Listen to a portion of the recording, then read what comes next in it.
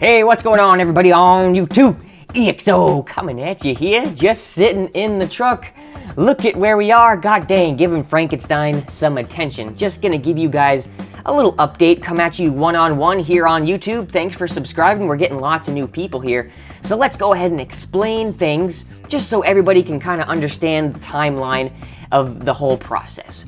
So originally we started gutting this truck for our huge car audio install back in November. Things went a little haywire and faster than they probably should have, because lo and behold, here we are all these months later, still waiting for things to resume. So we ripped out the dashboard, we ripped out the entire subwoofer enclosure, which housed 6 of our Soundstream XXX 18s. And then we took out the amplifiers, which was almost, like 25,000 watts worth of power. And here we are, all this time later, still waiting for things to happen. So what the hell happened? Where is everything? Where's the process? Where's the progress? Well, we actually held off a little bit and waited to get some more knowledge and experience with welding. We want this to be super, super strong.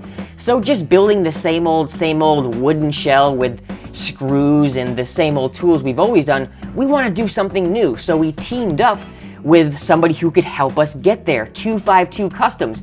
Do you guys remember that crazy video that I sat in, that the sound system of the video that I made, Kyle Rutherford's sound system, absolutely outrageous bass, tore you up from the center out, and everybody was just amazed by the sound system. I posted a video, and ever since then it just took off, and I really want to emulate that type of install. He had like a concrete up in the dash, all hardwood, very, very strong, and an extreme environment, or an extreme cabin. Once you start adding more and more bulk and just doing things to the inside of your cabin, like putting wood against your doors to make a perfectly enclosed, strong space, that's when you get pushed up into the extreme classes, and that's what I'm looking to do. I want to go crazy. So I'm going to team up with the same exact builder who built that sound system in that video. So many people saw it, so I'm like, man, it makes perfect sense. The dude lives right down the street from me. Actually, probably like, I don't know, an hour or two from me. Justin Haddock, very, very talented guy. So I'm gonna team up with him. I'm gonna first off learn tons of new stuff, so that's a win-win for me. And I'll be able to film all sorts of new stuff for you guys. I actually want to excel my knowledge. I want to excel the project, and I just want to excel in every area. So there's no sense in remaining the same and just doing the same old and expecting change. Isn't that like the definition of insanity? So I'm gonna change it up, learn some new stuff, and that's what's going on with Frankenstein. More subwoofers, more amplifiers, but in the end, we'll just do whatever the vehicle calls for. If you don't have enough airspace, there's no sense cramming as much as you can as far as subs in your car. There's no sense. There is definitely such thing as diminishing returns in car audio. With all 6 of these 18s blasting out SPL, my little car with 2 18s was only like 1.2 decibels away from it.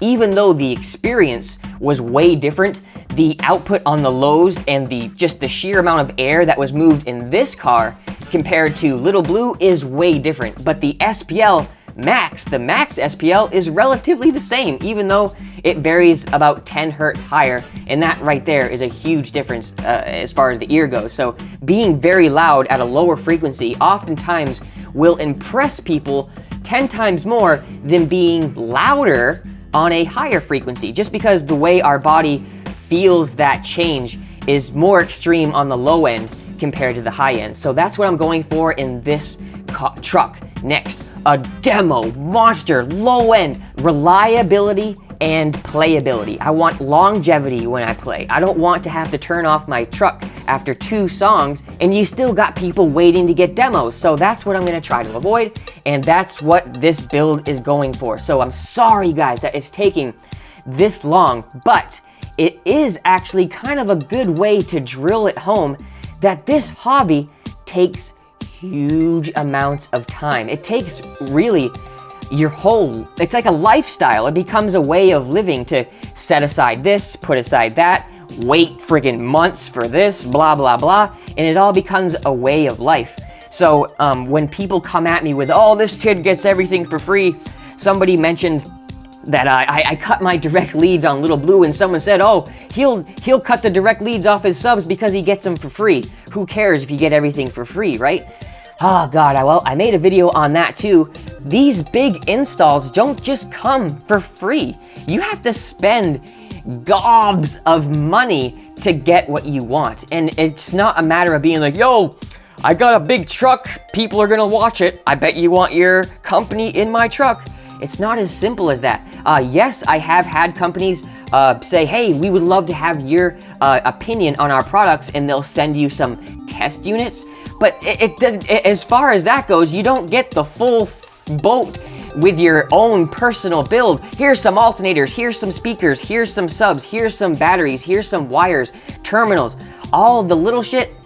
Absolutely not. As much as I would love that and friggin' probably say yes if someone offered it, it's never happened. But yeah, I'm kind of getting off track here. I just kind of wanted to make this video just to give you a quick update. And now let's go, now that we have an idea of what's going on with the big install, let's hop inside Little Blue and tell you what we're doing with that install too.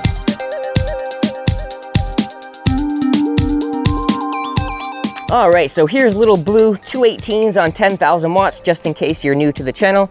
I'll show you the back here in just a little bit, but let's go ahead and explain why the heck the subwoofers are missing. Oh my God, did something bad happen? Let's explain it. So as you guys know, we're into this bass thing pretty damn deep.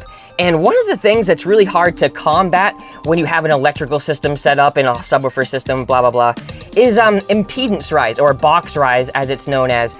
And what that is the resistance of your coils, like that dual 2 ohm or whatever that's so infamous, you've always heard it on like website to website. Well, that can raise up after you give electrical signal to the sub. So combating that with a lower impedance coil can sometimes help. So that's what I did. I contacted PSI, and instead of dual 2 ohm woofers, we're gonna have dual 1 ohm woofers to bring the impedance even lower to get more power out of our amps after rise occurs. It might not make very much sense to you right now, but I actually made a full video explaining what box rise is, or impedance rise. So if you want to check it out, I'll include it right here. It's actually fairly easy to follow. Here's the back of the trunk, which houses all the gear. We have 2 of these bilge fans, which push out a large amount of circulation, keeps the air nice and moving. Our 2 Nendo 5500, pushing out a little over 10,000 watts. And then the star of the show here is our Mega Lithium battery from the Amp Lab. If you guys want to check them out, I'll go ahead and include that too.